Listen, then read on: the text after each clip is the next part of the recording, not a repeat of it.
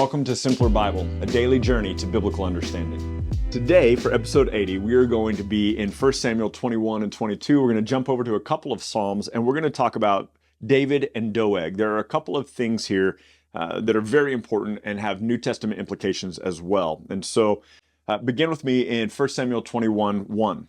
Then David came to Nob to Ahimelech the priest. Remember, David is fleeing Saul. Saul's ready to kill him. Jonathan's just said, "You need to go. My dad's trying to kill you." Ahimelech came to meet David trembling and said to him, "Why are you alone? Why is no one with you?"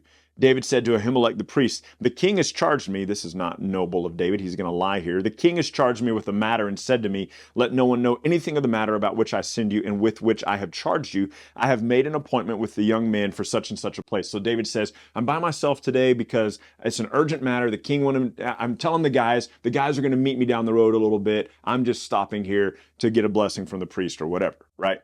Verse 3, "Now then, what do you have on hand?" This is David talking. "Give me 5 loaves of bread or whatever is here."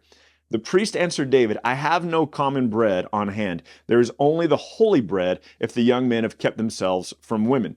David answered the priest and said, "Truly, women have been kept from us as always when I go on an expedition. The vessels of the young men are holy, even when it's an ordinary journey. How much more today will their vessels be holy?" Again, David is lying here, right? This is not great character of King David. So verse 6, "So the priest gave him the holy bread, for there was no bread there but the bread of the presence, which is removed from before the Lord to be replaced by hot bread on the day that it's taken away." Now, this bread of the presence, the table of showbread, we talked about that a little bit back in Exodus with the building of the tabernacle. This bread was for the priest. No one else was supposed to eat it. And they would put out fresh bread each day. And the next day when they put out the fresh bread, the day-old bread would be sustenance for the priest, along with the sacrifices. This is mentioned in Matthew 12, 1 through 8.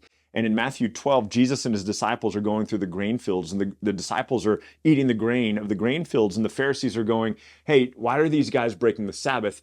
And Jesus says to them, "Did you not hear what David did and how he ate the bread that was only available for the priest to eat?" And so he makes this point that, like, you didn't charge David with guilt when he did this. And he goes, now these people, these are following me. And so Jesus references it. We don't have time to go into all that. I'll come back to it when we get into Matthew. Okay, I promise I'll come back to it.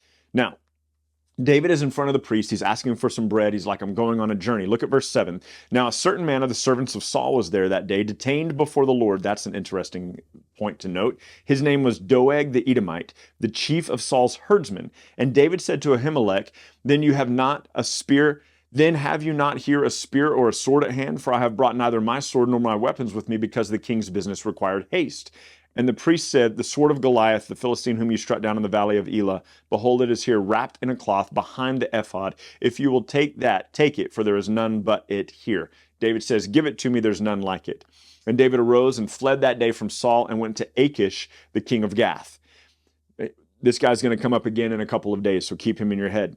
"The servants of Achish said to him, 'Is this not David, the king of the land? Did they not sing to one another of him in dances? Saul has struck down his thousands and David his 10,000s. So Achish is the king of Gath. Achish is a Philistine." At this point, it's not like there's one king over the Philistines. There are various kings over various Philistine cities. This is Achish, one of the lords of the Philistines, over the city of Gath, which we see has returned to the Philistines, has returned to the Philistines from the Jews yet again. And they said, "Look, why are you letting this guy and his men live here? This is the one who is famous for killing the Philistines. Why are you letting him live here?" And when David hears that, he's like, "Oh man, they're going to try to kill me." So look at what it says. Verse 12, "David took these words to heart and was much afraid of Achish, the king of Gath. So he changed his behavior before them and pretended to be insane in their hands and drew marks on the doors and gates and let his spittle run down his beard." Maybe you've not heard this. So far in this chapter, David not looking great, not looking very noble. So when he hears the people say, "Why did you bring David here? Why are you allowing David here? He's going to kill us all," David starts acting like a lunatic, making marks on doors and gates and drooling down himself. Achish said to his servants, "Behold, you see that the man is crazy. Why have you brought him to me? Do I lack madmen that you brought this fellow to behave like a madman in my presence? Shall this fellow come into my house?" Psalm 34 is the psalm that David writes as he is leaving Gath, right after he's pretended to be crazy in front of Achish. And so right after that happens, David writes this psalm. Does David have a notebook with him, a scroll with him? How is he always ready to write a poem or whatever. I don't know. Okay, so he writes this psalm. I will bless the Lord at all times. His praise will continually be in my mouth. My soul makes its boast in the Lord. Let the humble hear and be glad. Magnify the Lord with me. Let us exalt his name together. I sought the Lord, and he answered me and delivered me from all of my fears. And so, beautiful, beautiful psalm. He says this in verse 7, the angel of the Lord encamps around those who fear him and delivers him. Oh, taste and see that the Lord is good. Blessed is the man who takes refuge in him. This is David talking about fleeing Saul and now fleeing Gath, and he is taking refuge in God. Oh, fear the Lord, you his saints, for those who fear him have no lack. The young lions suffer want and hunger, but those who seek the Lord lack no good thing.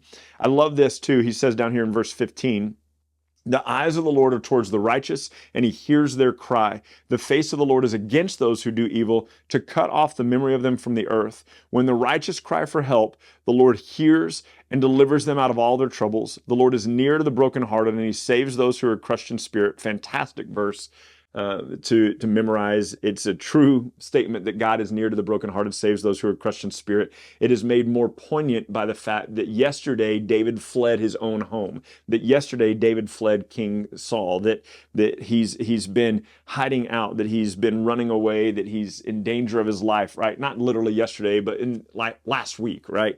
And now he has no home anymore. He's been dispossessed from his people. And so God is near to the brokenhearted. And he goes on to say in verse 19, many are the afflictions of the righteous, but the Lord delivers him out of them all. He keeps all of his bones, not one of them is broken. So that's a reference that David is making to himself, but it's also quoted in relationship to Jesus in John 19:36. Not one of Jesus' bones were broken on the cross, but the two thieves on either side of Jesus had their legs broken to accelerate their death. And when they came to break Jesus' legs, they saw that he had already died. And it says this was to fulfill that all of his bones were intact. Not one of them was broken, which is a quote from right here. So he writes this psalm, and David departs from Gath and he flees. And now we're back in 1 Samuel 22.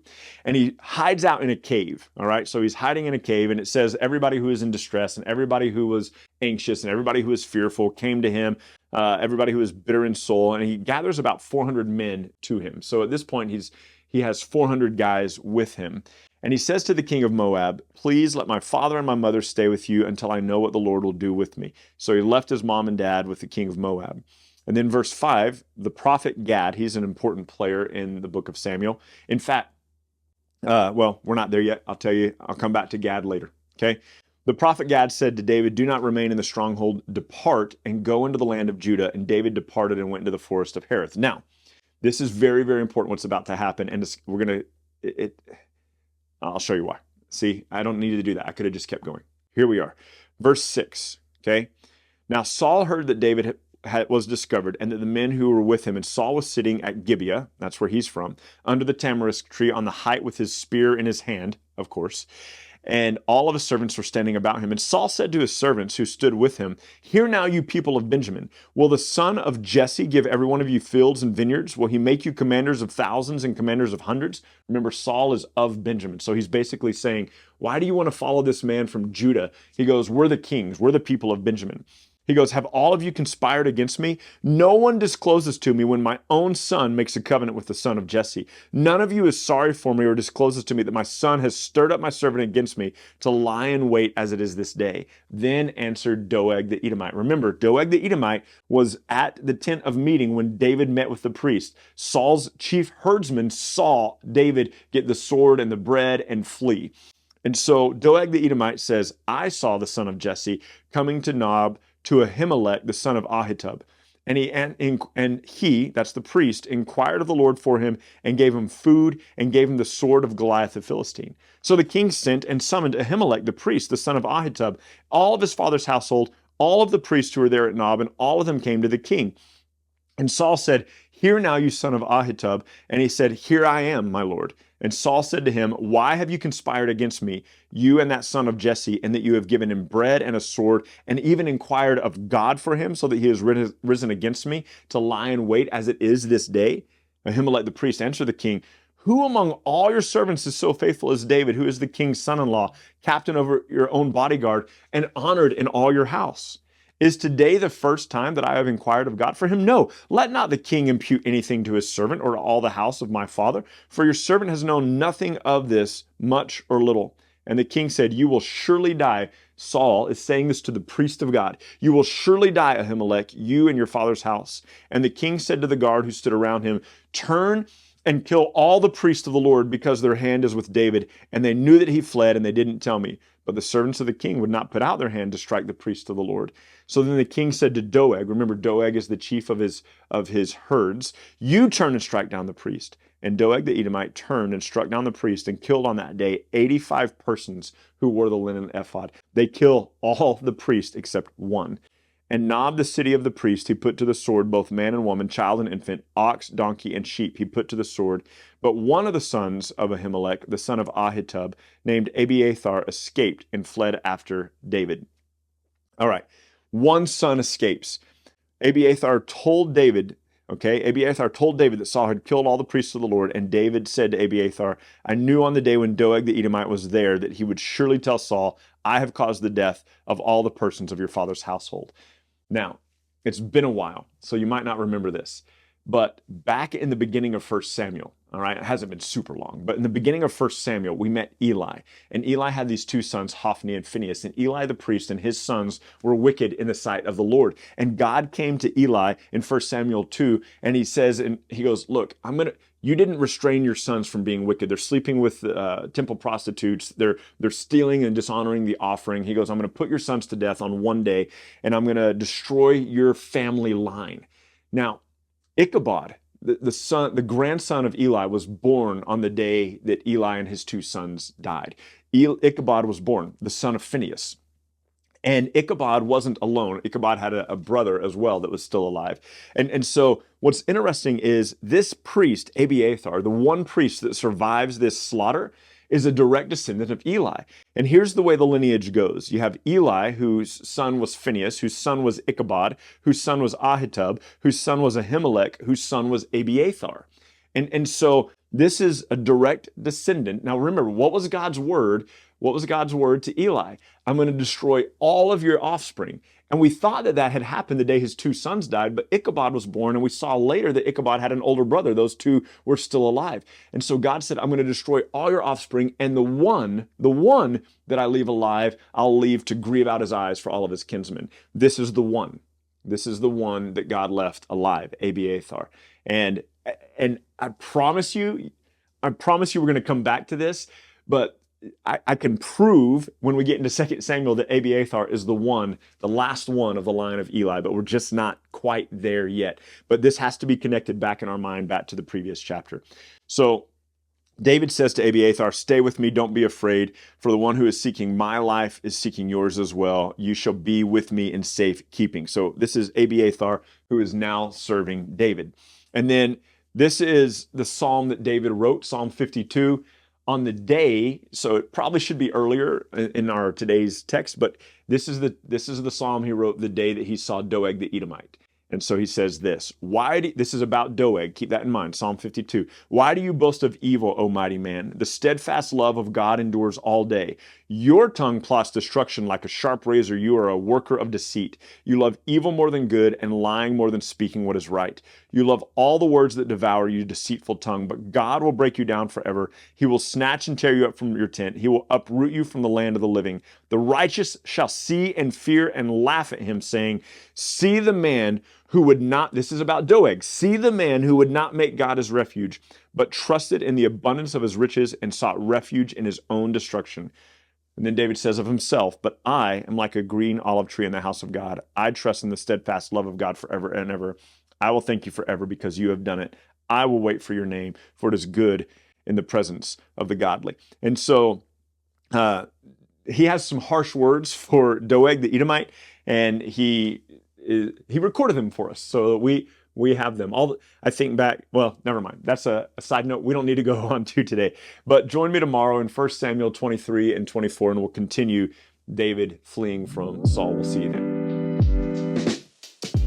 Thank you so much for journeying with us today at Simpler Bible through another section of Scripture where we come to know and understand God a little bit better. Look, if you're brand new to Simpler Bible, we have all sorts of resources available for you. Go to our website, simplerbible.com, and there you can find these videos, you can find our podcast, you can find links to our social media, and you can even find a blog post with additional scriptures if you want to go into a little bit more study than we had time to cover in this podcast and video today. We hope that this tool will be exactly that for you, a tool. Not something that replaces your daily walk with God, but something that enhances your daily walk with God and helps you to know and enjoy Him more. Thank you so much for being part of this, and we'll see you again tomorrow.